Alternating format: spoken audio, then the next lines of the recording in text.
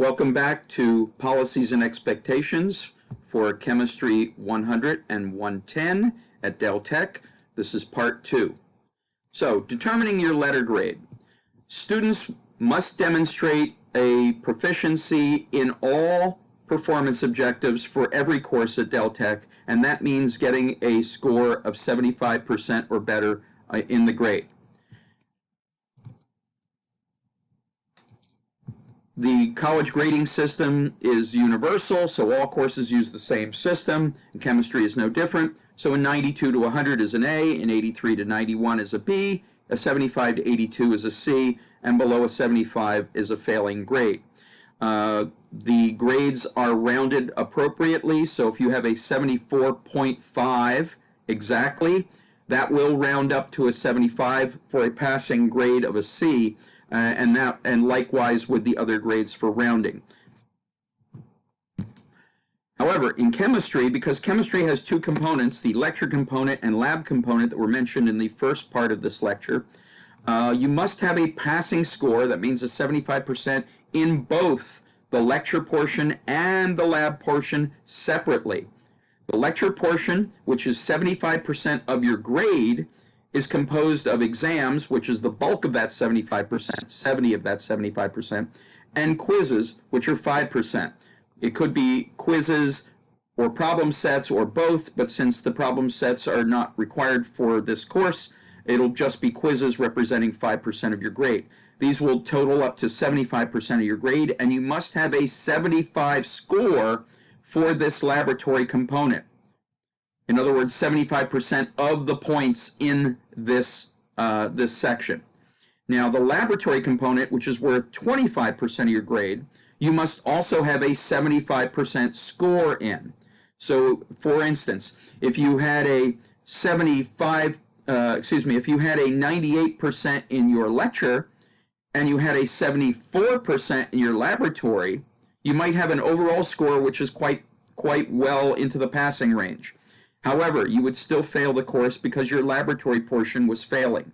Likewise, if you had problems with the exams and your lecture portion of your score was only a 74% and your laboratory was quite good, 95%, you would still get a failing grade. In other words, you need to have a passing grade for both the lecture and the laboratory, and both of these grades are posted in D2L in the grade book, so you can always keep track of how you're doing in each component as well as in your overall grade.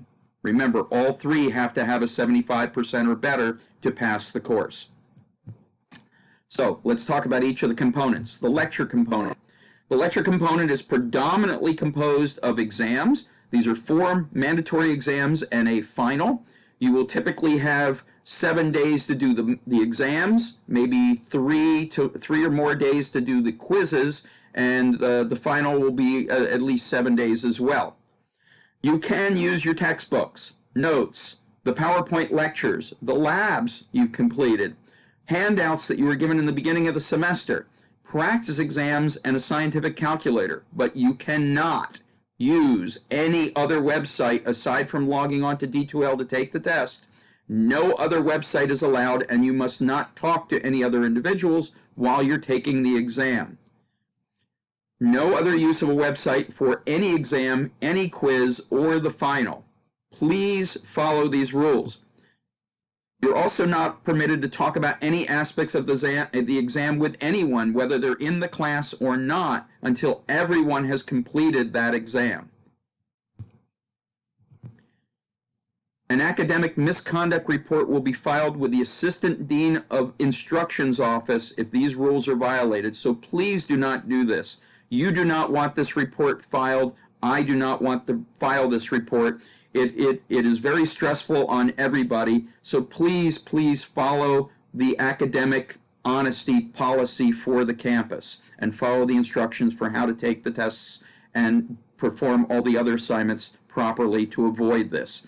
If a misconduct report is filed with the dean's office, however, the dean's office may take quite a few weeks, possibly even a couple, 2 or 3 months to make a decision. They're very busy with other things, and in the past, this has taken a couple months for a final decision to be made. So you don't want this hanging over your head, and school policy dictates that once a report is filed, you are not allowed to drop the class. You must continue taking the course.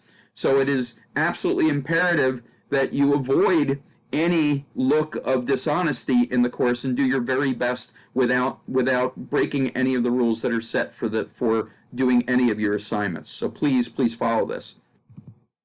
The final exam is comprehensive. That means it covers all of the units unless I tell you otherwise, and it is mandatory with one exception. If you have an absolutely solid A in the course, check with me to make sure that you qualify.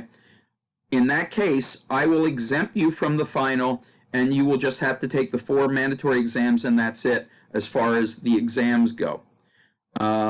If you are taking the final will replace your lowest exam grade. So do your best on the final, but as long as you're better than your lowest grade, it won't hurt you. If you are in fact required to take the final and you do not take the final during the scheduled time, a 0 will replace your lowest exam score, so you really do not want that to happen. Please take the final exam. Quizzes. As I mentioned, quizzes are only worth about 5% of your grade, but they are important. They're enough to boost your score a little bit or drop it a little bit, depending on how seriously you taking these quizzes. These quizzes are posted on D2L, or I may email you one. You can have between 1 to 5 quizzes typically, but this semester we'll have 4 quizzes that are posted currently. There is one quiz on this policy that you should take after you review these lectures. There's a quiz on the safety in the laboratory.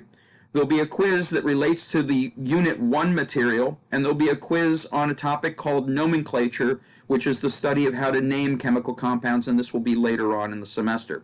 These quizzes are timed. Some of them have a lot of time. Some of them don't have as much time. So be aware of the time for each quiz. Quizzes will be online for the most part, posted on D2L. It's possible I may email you one in some circumstances. The laboratory component. This is 25% of your grade. All lab reports are mandatory. That means even if you're getting a solid A and you know that you'll even getting a 0 in the lab will be fine, it won't hurt your grade in the end, you still need to turn in your lab. All labs are mandatory. Please complete the labs. They are found on D2L. As I mentioned before, you're going to download that file. It's typically a PowerPoint. You're going to enable editing by clicking the yellow tab at the top. Type your answers on the lab after you've read the instructions carefully, or follow whatever instructions are there. Save the file and then submit it to assignments in D2L. Don't send them by email to me unless you have some issues of resubmitting a lab or you can't download it onto to the assignments section of D2L. Otherwise, just deposit it normally, and if there are issues, let me know and we'll deal with that then. Make sure you read the labs because there are lots of instructions on each lab page that tell you how to approach the questions. All work must be done independently. And what that means is if we were in class in an actual physical lab, and that would be the SET building, room 165, you would be working with lab partners. And in the case of lab partners, you are allowed to share what we call raw data. Raw data are pieces of information you get directly from measuring them with different instruments in the lab. If you measure the length of something, hey, I got 52.75 centimeters. Oh, you can tell your partner that and they can write down that number. Oh, I got the volume of this was 3.8 milliliters. They can write that down. It was measured directly. We measured the mass of this container. It was 59.37 grams. You could write that down directly. However, once you manipulate those numbers in any way, you add them to something, you subtract them to something, divide them, multiply anything, that is no longer considered raw data, and therefore you do that on your own. So, in this context of a virtual lab, that means that you can discuss ideas for how to solve a problem with another student. You can set up study groups. You can say, I'm going to do it this way. I think we should multiply this times this. You can say, I think I should approach this problem this way. I think the instructor is looking for this kind of answer. But you can never give the answers to another student. Never, ever, ever. Please do not. This is considered a violation of the academic honesty policy and will result in an academic misconduct report that I mentioned earlier. Please avoid this. Labs, if we are in the lab, are typically due 1 week from the start date of a physical lab. Your lab dates are posted on the schedule, so you'll see that when the lab is actually due.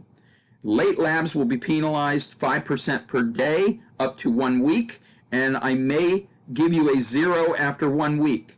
If you have a good excuse why that is not turned in on time, please talk to me. I'm very reasonable about allowing certain situations if something in your personal life has come up to interfere with it. So please talk to me if there's a problem with the lab, you don't understand something, come and talk to me. You can always come and talk to me. And even if you're late, your lab is long past late, still talk to me about possible submission under certain circumstances.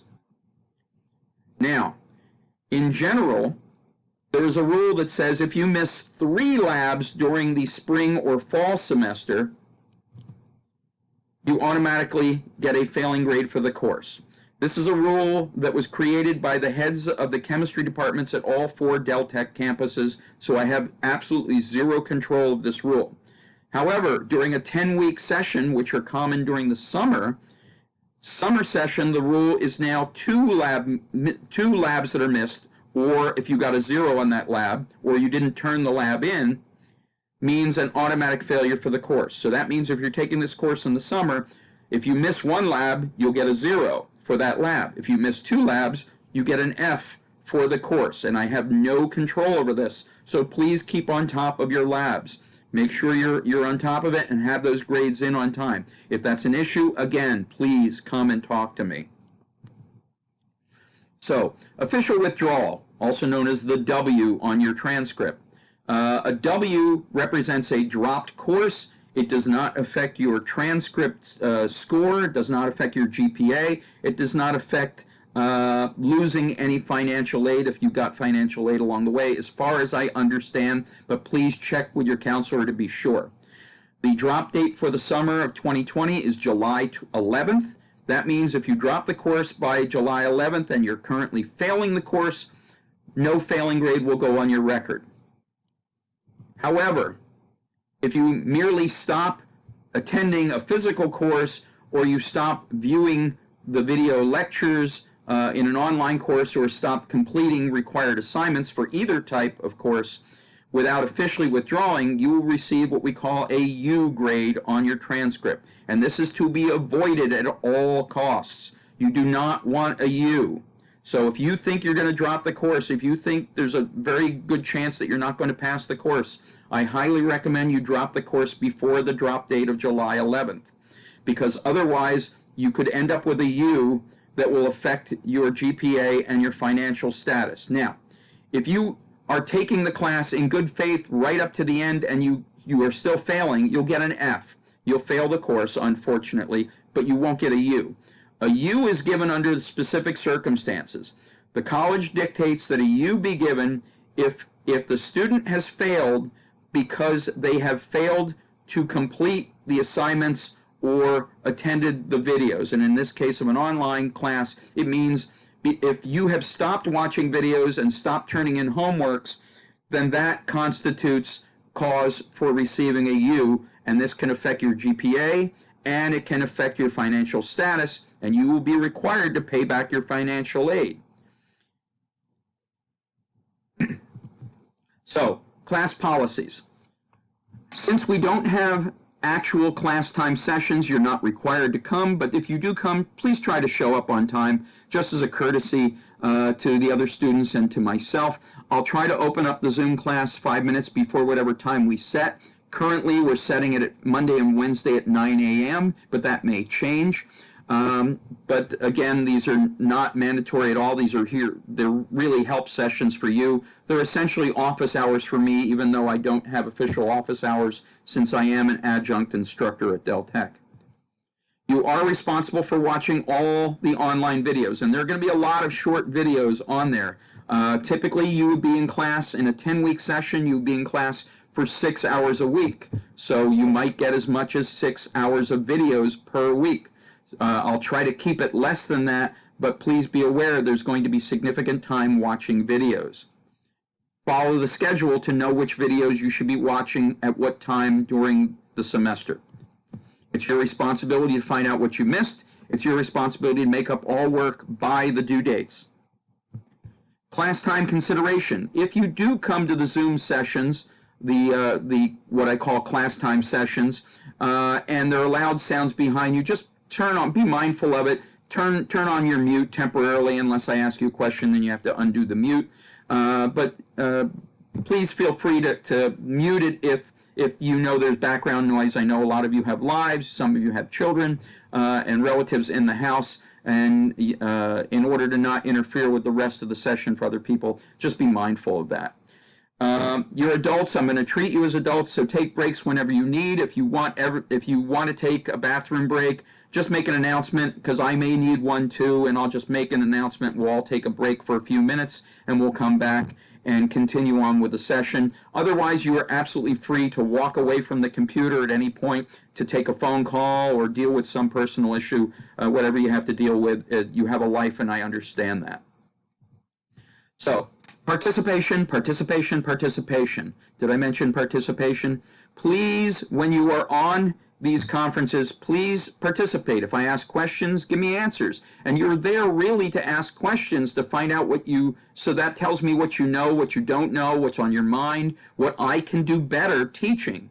And that would be extremely helpful to me as well. I can't tell you how many times I made assumptions about students that I thought that they understood something, and I realized, they were basically interpreting something completely different, and it allowed me to make modifications so that the lectures were better the next time around. So remember, if you have questions, you're not the only person who doesn't understand this. If it requires more time during the class session, then we can really spend on one. We can always continue it after class. We can continue it in the tutorial sessions. We can even continue it in a private online Zoom conference as well.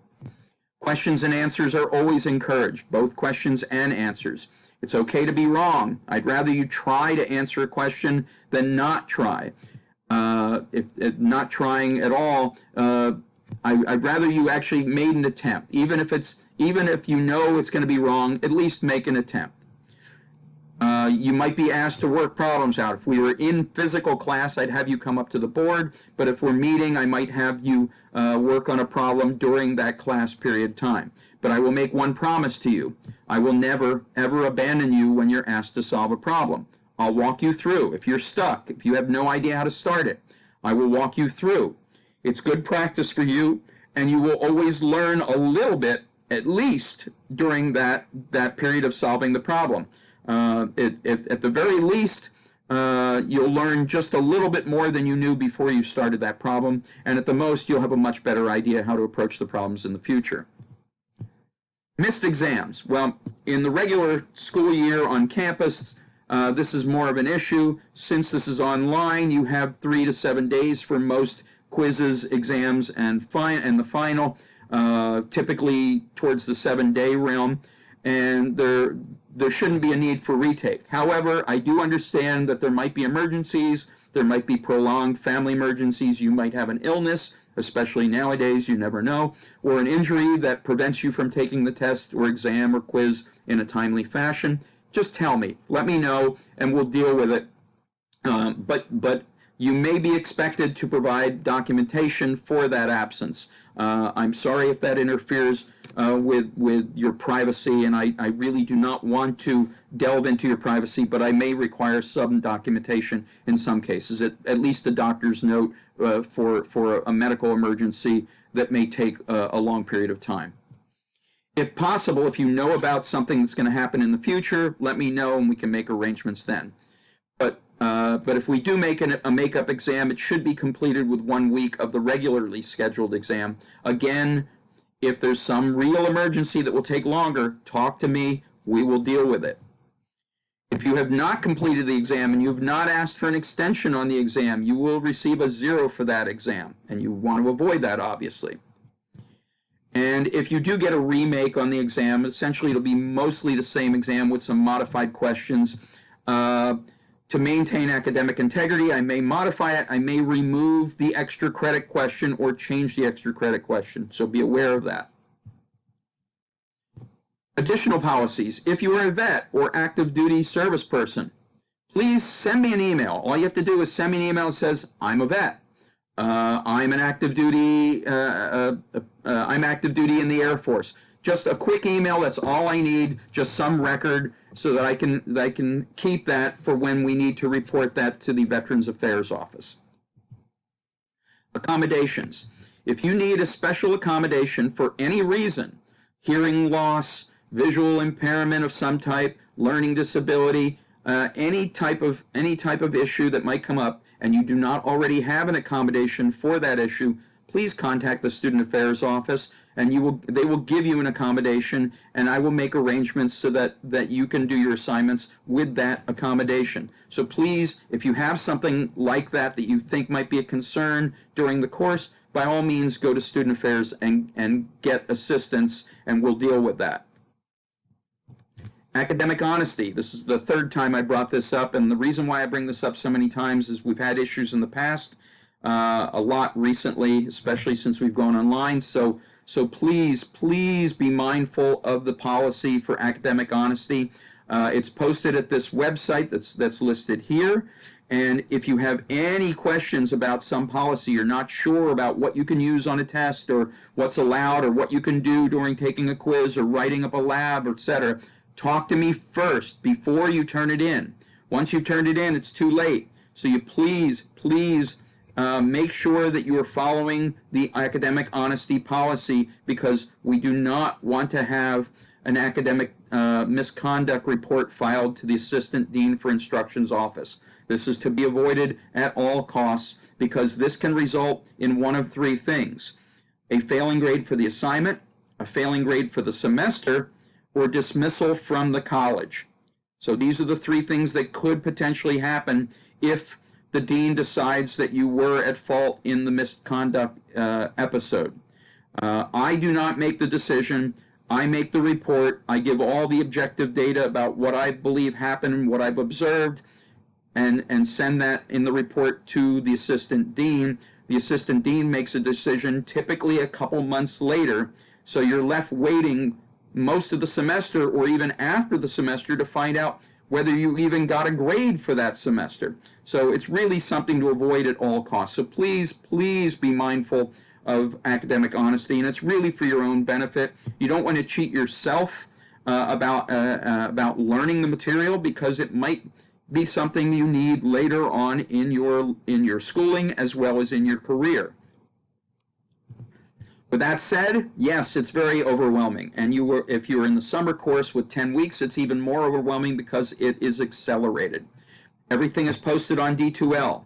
I will push you, and the fact I don't have to push you much because you're already being pushed by the schedule, and there's a lot of material. I understand there's a great deal of material for a short period of time. Do the best you can, and if you need help, the internet is your friend, and I am here to help you. If you have any issues, anything that pertains to success of your success in this class, please do not hesitate to contact me. Contact me by my Deltec email first. If it's something immediate, then you can send me a text message or call me in a real emergency. I will go out of my way to help you as long as you are making an effort to help yourself. Always asking for help when you think you need it is a good strategy for success. Remember, you have to get involved in your own future. It's your future you're working towards. So participate. I'm here to guide you. Good luck to all of you. I wish you the very best, and hopefully we'll all do well. Thank you very much.